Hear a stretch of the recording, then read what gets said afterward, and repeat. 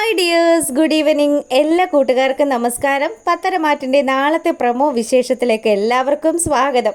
അങ്ങനെ നമ്മുടെ കനകയും അതുപോലെ ഗോവിന്ദനും കൂടി ദേവയാനിയെ കണ്ടുകൊണ്ടിരിക്കുക. ദേവയാനിയുടെ സംസാരവും ദേവയാനിയുടെ മട്ടും ഭാവവും ഒക്കെ കണ്ടിട്ട് നമ്മുടെ കനകയ്ക്ക് നല്ല ദേഷ്യമൊക്കെ വരുന്നുണ്ട്. എന്നാൽ കൂടിയും ഇപ്പോഴത്തെ ഈ സാഹചര്യത്തിൽ ദേവയാനി ഒന്ന് മാറി ചിന്തിക്കുന്നില്ലല്ലോ എന്നുള്ളൊരു സങ്കടം കനകയ്ക്ക് നല്ലതുപോലെയുണ്ട്. അതെ, നിങ്ങൾ ആ നയനയുടെ അച്ഛനും അമ്മയും ആയിപ്പോയി. അതുകൊണ്ടാണ് എനിക്ക് നിങ്ങളോട് ഇത്രയും വെറുപ്പ് തോന്നുന്നത്. ദേവയാനി പറയുന്ന ഈ വാക്കുകളൊക്കെ കേൾക്കുമ്പം നമ്മുടെ കനകയ്ക്ക് നല്ല സങ്കടമുണ്ട്. കനകയും ഗോവിന്ദനും പറഞ്ഞു, ഇങ്ങനെയുള്ളൊരവസ്ഥയിൽ പോലും ഞങ്ങളുടെ മകളെ വെറുക്കരുത്, ദയവ് ചെയ്ത്. അവൾ നിങ്ങൾക്ക് ഒരു ഉപദ്രവം ഉണ്ടാക്കില്ല. അതുകൊണ്ട് തന്നെ അവൾ ഈ റൂമിൽ കയറാതെ നടക്കുന്നത്. ഞാൻ പ്രത്യേകം ആദർശനോടും ജയേട്ടനോടും ഒക്കെ പറഞ്ഞിട്ടുണ്ട്. അവൾ ഇതിനകത്ത് കയറ്റി കഴിഞ്ഞാൽ ഈ ദേവയാനി ഈ കിടപ്പാണെന്ന് പോലും വിചാരിക്കേണ്ട.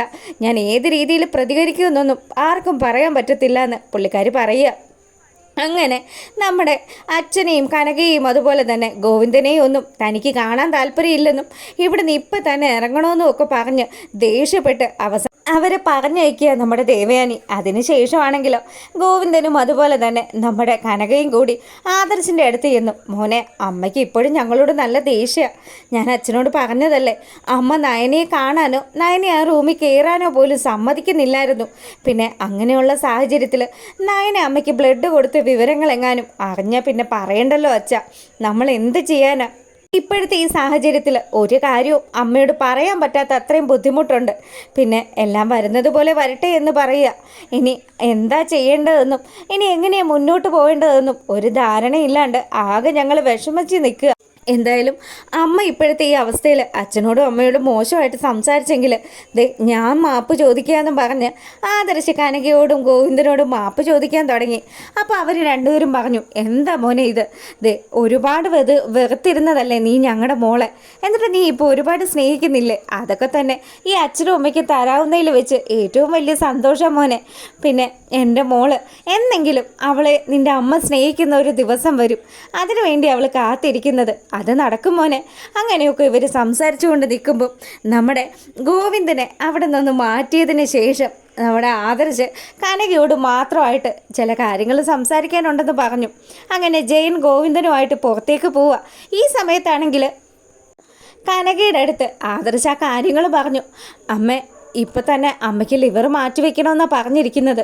അതുകൊണ്ട് തന്നെ ഈ ഒരു ചുരുങ്ങിയ സമയം കൊണ്ട് ആരും തന്നെ ലിവർ തരാനായിട്ട് തയ്യാറായിട്ടില്ല. പിന്നെ ഒരാളുടെ കാര്യം ഞങ്ങൾ പറഞ്ഞില്ലേ, മറ്റാരും അല്ലമ്മേ, അതെൻ്റെ നയനയാണ്. നയനയെ അമ്മയ്ക്ക് കരൾ പതുത്ത് നൽകാമെന്ന് പറഞ്ഞത്. എന്തായാലും ആ ഒരു ഓപ്പറേഷനും കാര്യങ്ങളും അതൊക്കെ ഭംഗിയായിട്ട് നടന്നെങ്കിൽ മാത്രമേ എൻ്റെ അമ്മ ഇനി ജീവിച്ചിരിക്കുകയുള്ളൂ. അങ്ങനെ തന്നെയാണ് ഡോക്ടർ പറഞ്ഞതെന്ന് പറഞ്ഞു. ഇത് കേട്ട പാടെ തന്നെ കനക ഷോക്കായി. എന്താ മോനെ ഈ പറയുന്നത്? മോനെ, എൻ്റെ നയനയോ? അയ്യോ, അവൾക്ക് ഇത്രയും വലിയൊരു സർജറിയോ? കേട്ട പാടെ തന്നെ കനകയ്ക്ക് നല്ല സങ്കടമായി. കനകയാണെങ്കിൽ എന്നിട്ട് എന്താ മോനെ അമ്മയോടും അച്ഛനോടും പറയാത്തത്? അമ്മ നയനെ പ്രത്യേകം പറഞ്ഞത് കൊണ്ടാണ്. ഞങ്ങൾ ആരും അവളെ നിർബന്ധിച്ചിട്ടൊന്നും അല്ല അവൾ ഇങ്ങനൊരു തീരുമാനം എടുത്തത്. എന്തായാലും അമ്മ വിഷമിക്കരുത്. നയന അപ്പുറത്തെ റൂമിലുണ്ട്, അവൾക്ക് ഇന്ന് സർജറി ആണെന്ന് പറഞ്ഞു. ഇത് കേട്ടതും കനകയാണെങ്കിൽ എനിക്ക് എൻ്റെ കുഞ്ഞിനെ ഇപ്പം കാണണമെന്നും പറഞ്ഞ് നമ്മുടെ നയന കിടക്കുന്ന റൂമിലേക്ക് ഓടിപ്പാഞ്ഞ് ചെല്ലുക. നയനയാണെങ്കിലോ അമ്മയെ കണ്ട പാടെ തന്നെ അമ്മയോട് പറഞ്ഞു, അമ്മ വിഷമിക്കരുത്. ആദർശേട്ടൻ്റെ അമ്മയ്ക്ക് വേണ്ടി, എൻ്റെ ആദർശേട്ടന് വേണ്ടിയിട്ട് എനിക്ക് ചെയ്യാൻ പറ്റുന്ന ഒരേ ഒരു കാര്യം ഇത്. അത് വേണ്ടാന്ന് മാത്രം അമ്മ പറയരുത്. ഒരു കാരണം വെച്ചാലും എൻ്റെ ഓപ്പറേഷൻ കഴിയുന്നത് വരെ അച്ഛൻ ഈ കാര്യങ്ങൾ അറിയരുതെന്ന് കൂടി ആദർശം നയനയും കൂടി ചേർന്ന് കനകയോട് പറഞ്ഞു. അങ്ങനെ മനസ്സോടു കൂടി തൻ്റെ കുഞ്ഞിനെ ഓപ്പറേഷൻ തിയേറ്ററിലേക്ക് കൊണ്ടുപോകുന്ന ആ രംഗവും കണ്ടുകൊണ്ട് വളരെ സങ്കടത്തോടു കൂടി നമ്മുടെ കനക അവിടെ എങ്ങനെ നിൽക്കുക. ആദർശാണെങ്കിലോ നമ്മുടെ നയനയോട് പറയുന്നുണ്ട്, നയനെ ഇത് വേണോ? നിനക്ക് എന്തെങ്കിലും സംഭവിക്കുമോ എന്നുള്ളൊരു പേടി എനിക്കുണ്ട്. ആദർശേട്ടൻ ടെൻഷൻ അടിക്കേണ്ട, എന്തായാലും ഭംഗിയായിട്ട് കാര്യങ്ങളെല്ലാം നടക്കും. മുത്തശ്ശനും മുത്തശ്ശിയും മറ്റാരും ഈ വിവരം അറിയരുത്. അമ്മയോട് പ്രത്യേകം പറയണം, നബിയിടത്തിയോട് പോലും ഈ കാര്യങ്ങൾ പറയരുതെന്ന്. അങ്ങനെയൊക്കെ പറഞ്ഞ് വളരെ സങ്കടത്തോടു കൂടിയാണ് എന്നാലും ഒരമ്മയുടെ ഒരു ജീവൻ രക്ഷിക്കാൻ വേണ്ടിയിട്ടുള്ള ഒരു തുടക്കം. അതാണ് നയന ചെയ്യുന്നത്. അങ്ങനെ നയന ആ ഒരു തിയേറ്ററിലേക്ക് കൊണ്ടുപോകുന്ന സമയം നമ്മുടെ ആദർശും അതുപോലെ ജയനും ഒക്കെ വളരെ സങ്കടത്തോടു കൂടി പുറത്തിങ്ങനെ നയനയെ നോക്കി നിൽക്കുന്ന കാഴ്ചയൊക്കെ കാണിച്ചുകൊണ്ടാണ് നാളത്തെ നമ്മുടെ പത്തരമാറ്റിൻ്റെ ഗംഭീരമായിട്ടുള്ള പ്രൊമോ വിശേഷം അവസാനിക്കുന്നത്.